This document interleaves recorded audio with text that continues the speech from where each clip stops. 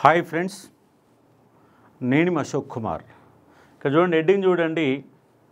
ఓనమాలు రానోడు జర్నలిస్టే.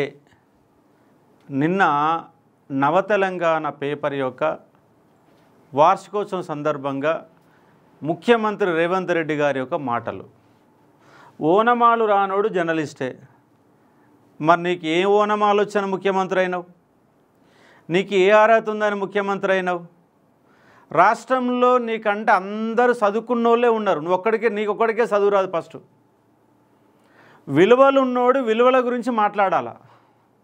రాష్ట్రంలో విలువలు లేనటువంటి వ్యక్తి ఎవరైనా ఉన్నారంటే అది నువ్వు రేవంత్ రెడ్డి. విలువలు లేనటువంటి వ్యక్తి, ఓటుకు నోటుకు ప్రత్యక్షంగా పట్టుబడినటువంటి వ్యక్తివి. సీనియర్లను గౌరవించకుండా అగౌరవపరుస్తూ మాట్లాడినటువంటి వ్యక్తి. తెలంగాణ సమాజానికి బూతులు నేర్చుకున్న వ్యక్తివి. అసలు సమస్య ఎక్కడొస్తుందంటే, నిన్ను అధికారంలోకి తీసుకురావడానికి సోషల్ మీడియా ఛాయాశక్తుల పనిచేసింది. సోషల్ మీడియానే అవాళ ఉన్నటువంటి బీఆర్ఎస్ గవర్నమెంట్కి వ్యతిరేకంగా, ఎందుకంటే 10 ఏళ్ల కాలంలో వాళ్ళు సరిగా పరిపాలన చేయలేదని అహంకారం పెరిగిందని సోషల్ మీడియా దుమ్మెత్తిపోస్తే ఇవాళ నువ్వు అధికారంలోకి వచ్చినావు. ఇవాళ అధికారంలోకి వచ్చిన నువ్వు నీకు పరిపాలన చేత కావడం లేదని ఇవాళ సోషల్ మీడియా దుమ్మెత్తిపోస్తుంది. అయ్యాల నీకు అనుకూలంగా రాస్తే గొప్ప విషయం అంటున్నావు, ఇవాళ నీకు వ్యతిరేకంగా రాస్తే అసలు సోషల్ మీడియా దండుగు మాలింది. అసలు వాళ్ళకు ఓనమాలు రావు, ఎవడు పడితే వాడు జర్నలిస్ట్ అవుతుండని వాళ్ళ చిలుక పలుకులు పలుకుతూ ఉన్నావు. సమస్య ఏంటంటే నువ్వే పెద్ద సమస్య. రాష్ట్రానికి పెద్ద సమస్య ఎవడైనా ఉన్నాడంటే అది రేవంత్ రెడ్డి. ఎందుకంటే ఒక ముఖ్యమంత్రి స్థాయిలో ఉండి నన్ను కోసుకొని తినండి, లంకె బిందెలు నేను వచ్చిన అంటే ఒక రాష్ట్ర ప్రథమ పౌరుడి స్థానంలో ఉన్న నువ్వు ఏం మాట్లాడుతున్నావు? సోయి లేకుండా మాట్లాడి ప్రభుత్వ పరిపాలన చేతగాక ఇతర దేశాలకు పోయినప్పుడు నీకు ఇంగ్లీష్ రాక నవ్వుల పాలైనవు. అసెంబ్లీలో ఇంగ్లీషు చూసి చదవరాక నువ్వు నవ్వుల పాలైనవు. ఏపీసీడీలు రానోడు తెలంగాణలో ఎవడు లేడు. రానోడు ఎవడ ఉన్నాడంటే అది రేవంత్ రెడ్డికే ఇంగ్లీష్ రాదు. ఎందుకు చదివిందంటే నువ్వు ఇంటర్మీడియట్ చదివినవే. నువ్వు చదివిందే ఇంటర్మీడియట్, అది కూడా ఐటీఐ చేసినావు. డిగ్రీ సగం సగం డుమాలు కొట్టి చదివినటువంటి చదువు. రాష్ట్రంలో అతి తక్కువ చదువు చదివింది మీ మంత్రివర్గంలో ఎవడ ఉన్నాడంటే అది నువ్వే. మీ మంత్రులకు సరిగా రాదు. మా జిల్లా మంత్రి కోమరెడ్డి వెంకరెడ్డి ఉన్నాడు, పట్టుమని ఏదైనా సబ్జెక్టు పైన 5 నిమిషాలు మాట్లాడలేడు. 5 నిమిషాల్లో 5 సార్లు భుజాలు ఎగిరేసి మాట్లాడతాడు, సబ్జెక్ట్ లేదు. అంత పనికి మాలినటువంటి ప్రభుత్వం మీది ఉన్నది. పొద్దున్న లేసి అబద్ధాలు చెప్తున్నావు. ఇవ్వాలి వరకు ఒక్క నోటిఫికేషన్ ఇవ్వకుండానే 60,000 ఉద్యోగాలు ఇచ్చిన మొనగాడివి నువ్వు. నోటిఫికేషన్లు వచ్చినాయా? రాలా. నువ్వు ఇచ్చిన నోటిఫికేషన్ వల్ల కేవలం హెల్త్ డిపార్ట్మెంట్కి సంబంధించినటువంటి నోటిఫికేషన్లు ఇచ్చినావు. ఆ ఉద్యోగాలు కూడా నింపాలి. ఇప్పటి వరకు 6,250 సంబంధించిన ఉద్యోగాలు నోటిఫికేషన్ ఇచ్చినావు, అది ఇంతవరకు నింపల. ఒక్క ఉద్యోగం ఇవ్వకుండా 100 సార్లు 60,000 ఉద్యోగాలు ఇచ్చని చెప్పిన మొనగాడివి ఈ రేవంత్ రెడ్డి. చదువురాని ముఖ్యమంత్రి, అవగాహన లేనటువంటి ముఖ్యమంత్రి. నీకు తెలిసిందల్లా రాజకీయ బ్రోకర్తనం, నీకు తెలిసిందల్లా రియల్ ఎస్టేట్ బ్రోకర్తనం లాంటి లక్షణాలతో అవలక్షణాలతో ఇలా ముఖ్యమంత్రి అయి తెలంగాణ అధోగతి పాలు చేస్తున్నటువంటి ముఖ్యమంత్రి, ఏబీసీలు రాని ముఖ్యమంత్రి ఎవరంటే అది రేవంత్ రెడ్డి తప్ప ఇంకెవరు లేరు. కాబట్టి జర్నలిజం విలువల గురించి ఎవరు మాట్లాడాలండి? పెద్ద పెద్ద ప్రొఫెసర్లు, ఆ వ్యవస్థ పైన పిహెచ్డి చేసిన వాళ్ళు, అన్ని రకాల అవగాహన ఉన్న వాళ్ళు మాట్లాడాల. అసలు నీకే ఏం తెలియదు, నువ్వేం పరిపాలన చేస్తున్నావు నీకు తెలియదు. నీ మంత్రులు నిన్ను కౌంట్లోకి తీసుకోరు. నీ పరిపాలన చేత కావడం లేదు. నీ పర్ఫెక్ట్గా హిందీ రాదు, పర్ఫెక్ట్గా ఇంగ్లీష్ రాదు.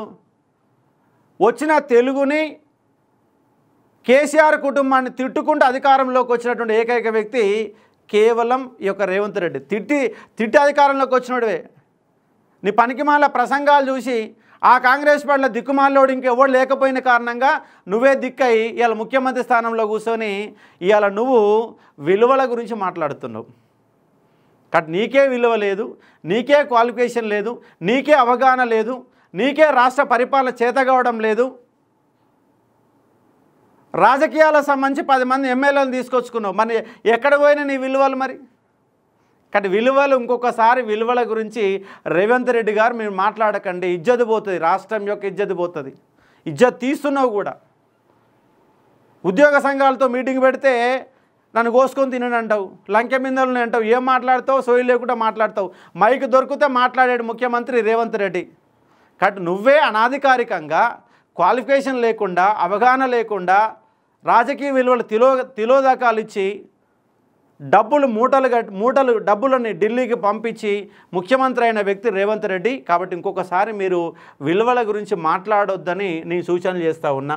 ఎందుకంటే ఇక్కడ ఏమంటుండు, కాగితం ఇస్తే అక్షరాలు రాయడం చేతగాని వాళ్ళందరికీ రాయేస్తాను నీకు తప్ప. నువ్వు ఓడన్నా రాసి నువ్వు ఆ స్క్రిప్ట్ రాసిస్తే తప్ప మాట్లాడలేని ఒక పరిస్థితి. నువ్వు జర్నలిస్టుల మీద ఆధారపడుతున్నావుగా, నువ్వు కూడా అది రాసిస్తేనే మాట్లాడుతున్నావు. పిచ్చి రాతలతో వ్యవస్థలను నాశనం చేస్తున్నారు. అసలు రాష్ట్ర వ్యవస్థ నాశనం చేసేదే నువ్వు. ఇంటి పేర్ల జర్నలిస్ట్ అని పెట్టుకుంటున్నారు. సోషల్ మీడియా అసభ్య భాషతో జర్నలిజాన్ని నిర్వీర్యం చేస్తున్నారు. అసభ్య భాష రాష్ట్రంలో అందరికంటే అసభ్య భాషను ఎవడు ఉపయోగిస్తుందంటే అది రేవంత్ రెడ్డి. నీ మాటలు నీకే తాకుతూ ఉన్నాయి. కాబట్టి మాట్లాడడం బంద్ చేయి, పొలైట్గా మాట్లాడు. మరి నీకంటే సీనియరే కదా కేసీఆర్ని ఇష్టానుసారం తిడతావు కదా, మరి అసభ్య భాషతో తిడతావు కదా, మరి అప్పుడు నీ సోయి ఎక్కడ పోయింది? మరి నీకంటే పెద్ద పెద్ద నాయకులని ఇష్టానుసారంగా తిడతావు కదా, అప్పుడు నీకు సోయి లేదా? మరి కనీస అర్హతలు లేకుండా జర్నలిస్టుగా చలామణి అవుతున్న వాళ్ళని సీనియర్లే పక్కన పెట్టాలా అంటే వాళ్ళ రాష్ట్రంలో ఉన్న పొలిటీషియన్లు అందరు నీకంటే ఎక్కువ క్వాలిఫికేషన్ ఉంది. కానీ వాళ్ళ సీనియర్లు అందరినీ పక్కన పెట్టాల్సిన నువ్వు ముఖ్యమంత్రికి అనర్హుడివి. అలాంటి స్థానంలో కూర్చున్న నువ్వు సీనియర్లు పక్కన పెట్టాలంటే నీకంటే అందరు నీ మంత్రివర్గంలో అందరు నీకంటే ఎక్కువ చదువుకున్న వాళ్ళు ఉన్నారు. కానీ నువ్వు చదువు రాదు కాబట్టి నువ్వు రాజీనామా చేయి. మీడియా సమావేశాల్లో కాలు మీద కాలు వేసుకునే మరి కూర్చుంటారా? కాలు మీద కాలు వేసుకోకుండా నీకు దండం పెట్టుకుంటే దశకం పెట్టుకుంటే జీవుజూరనాలనా? ఈయన దొరతనం అయితే దొరరాజ్యం నడుస్తుందా? కానీ కాలు మీద కాలు కూడా వేసుకోవద్దని తప్పట్లేదు. జర్నలిస్టులను చూస్తే కొట్టాలనిపిస్తుంది. నేను రాష్ట్ర ప్రజలు మొత్తం అందరూ కొట్టినా కూడా తక్కువనే అవుతుంది. నవ తెలంగాణ 10వ వార్షికోత్సవంలో సీఎం రేవంత్ ఈయన మాటలు మాట్లాడుతూ ఉన్నాడు, పెద్ద పెద్ద మాటలు మాట్లాడుతున్నాడు. విలువలు లేనటువంటి వ్యక్తి విలువల గురించి చెప్తున్న అంశంగా అర్థం చేసుకోవచ్చు. కాబట్టి ఆయన ఇచ్చిన దానికి ఒక కౌంటర్గా, ఎందుకంటే నేను కూడా ఒక 15 సంవత్సరాలు జర్నలిస్టుగా పనిచేసిన వ్యక్తిని కాబట్టి దీనిపైన స్పందించే ఒక ప్రయత్నం చేశాను. నేను యూనివర్సిటీలో ఎంసీఏ చేశాను. మరి ఎంసీఏకి జర్నలిజం చేయడానికి కూడా సంబంధం ఏం లేదు. జర్నలిజం చదివిన వాళ్ళే జర్నలిస్ట్ కావాల్సిన పని ఏం లేదు. సామాజిక స్పృహ ఉన్నవాళ్ళు, సమాజంపై అవగాహన ఉన్నవాళ్ళు ఎవడైనా జర్నలిస్టుగా పనిచేయడానికి అర్హులే. ఇవాళ సమాజంలో దాదాపుగా ఇలా ప్రధాన పత్రికలలో పనిచేసే వాళ్ళందరూ 90% మంది జర్నలిస్టులు జర్నలిజం లేని వాళ్ళే, సీనియర్ జర్నలిస్టులు. గొప్ప గొప్ప రాతలు రాసిన వాళ్ళందరూ కూడా ఎవరు కూడా మాస్టర్ ఆఫ్ కమ్యూనికేషన్ జర్నలిజం అనే క్వాలిఫికేషన్ ఎవరికి లేదు. ఆ అంశం నీకు తెలియక మాట్లాడుతున్నావు. కాబట్టి ఏబీసీ అందరికీ ఏబీసీలు వస్తే అందరూ ఇంటర్మీడియట్ చదివి డిగ్రీ చదివారు. ఏ ఉపాధి లేక ఇదొక యూట్యూబ్ ఛానల్ పెట్టుకుంటున్నారు. ఉపాధి లేక మరి నీకు దమ్ముంటే నువ్వు ముఖ్యమంత్రి అయితే రాష్ట్రంలో 30 లక్షల మంది ఉన్నారు, వాళ్ళకు ఉపాధి మార్గాలు చూపెట్టు. శాతం అవుతుందా నీకు? రాష్ట్రాన్ని ఆంధ్రులకు అమ్మకాన్ని పెడుతున్నా నువ్వు. వాళ్ళు హైదరాబాద్లో నాన్ లోకల్స్తో నిండిపోతుంది. తెలంగాణ బిడ్డలకి ఉపాధి కల్పన అవకాశాలు మెరుగుపరచు. నీకు శాతం అయితే నువ్వు కంపెనీలు తీసుకొస్తున్నావు, ఆ కంపెనీలు తెలంగాణ బిడ్డలకు ఉద్యోగాలు ఇప్పించు. 2 లక్షల ఉద్యోగాలు ఇస్తామని చెప్పేసి ఇప్పటి వరకు ఒక ఉద్యోగం ఇవ్వనటువంటి దుర్మార్గుడు ఎవడంటే అది కేవలం రేవంత్ రెడ్డే. కాబట్టి నీకు రోజులు దగ్గర పడ్డాయి. ఏదో ఒక అపవాదం ఏదో ఒకటి వస్తుంది, ముంచుకొస్తుంది. అప్పుడు నీ సీటుకి ఎసరు వస్తుంది. కానీ నీలాంటి దుర్మార్గులు ఈ సీటు మీద కూర్చోవడం అనేది కరెక్ట్ అయినటువంటి వ్యక్తి కాదు. కాబట్టి నీకు ఆ టైం దగ్గరలోనే పడ్డదని చెప్పి ఒక ప్రయత్నం చేస్తున్నాం. ఇక్కడ నిరుద్యోగులు 2 లక్షల ఉద్యోగాలు ఇస్తామని చెప్పేసి ఇవాళ అడుగడుగున మోసం చేస్తున్న గవర్నమెంటు ఈ కాంగ్రెస్ గవర్నమెంట్ అనే అంశాన్ని ఇక్కడ అర్థం చేసుకునే ఒక ప్రయత్నం చేయవచ్చు. నేను వార్తా పేపర్లో పనిచేశాను, ఆంధ్రజ్యోతిలో పనిచేశాను, సాక్షిలో పనిచేశాను, నమస్తే తెలంగాణలో పనిచేశాను, 15 ఏళ్ళు జర్నలిస్టుగా పనిచేశాను. జర్నలిస్టుగా పనిచేస్తాను. నేను వాళ్ళ ఫ్యాకల్టీగా పనిచేస్తూ ఉన్నాను. సబ్జెక్టు పైన గ్రిప్ ఉంది కాబట్టి వాళ్ళ పోటీ పరీక్షలకు కోచింగ్ ఇస్తూ ఉన్నాను. సమాజం మీద అవగాహన ఉంది కాబట్టి మాట్లాడుతూ ఉన్నాను. సబ్జెక్టు పైన గ్రిప్ ఉంది కాబట్టి పుస్తకాలు రాశాను. మరి నాకంటే ఎక్కువ క్వాలిఫికేషన్ ఉందా నీకు? నువ్వు ముఖ్యమంత్రి అయినా మరి. కాబట్టి నువ్వు ఏ క్వాలిఫికేషన్ లేకుండా ముఖ్యమంత్రి కావడానికి నువ్వు అర్హుడైతే వాళ్ళు ఏబీసీలు రాని వాళ్ళు కూడా జర్నలిస్టులు అవుతారు. అది ముమ్మాటికి వాస్తవం.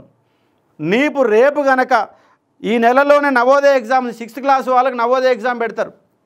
ఆ నవోదయ ఎగ్జామ్ నీకు పెడతాం, నువ్వు పాస్ అవుతావా? ఫస్ట్ 6వ తరగతి పెట్టే నవోదయ ఎగ్జాము ఇవాళ రేవంత్ రెడ్డి పెడితే పాస్ అవుతాడంటే నాకైతే డౌటే. పాస్ కాడు, 100% పాస్ కాడు. 6th క్లాస్ ఎగ్జామ్ కూడా ఆయన పాస్ కాడు.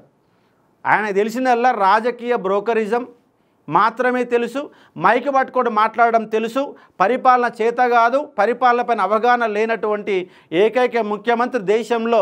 28 రాష్ట్రాల ముఖ్యమంత్రులు అలాగే కేంద్రపాలిత ప్రాంతాల్లో మళ్ళీ 2 వేసుకుంటే 30 మంది ముఖ్యమంత్రులు దేశంలో ఉంటే అందరికంటే పనికిమాలిన ముఖ్యమంత్రి ఎవరు సార్ అంటే అది రేవంత్ రెడ్డి అనే అంశాన్ని ఇక్కడ మీరు అర్థం చేసుకునే ఒక ప్రయత్నం చేయవచ్చు. కాబట్టి ఆయన చెప్పిన మాటలకి నేను కౌంటర్గా చెప్పే ఒక ప్రయత్నం చేస్తూ ఉన్నాను. Thank you.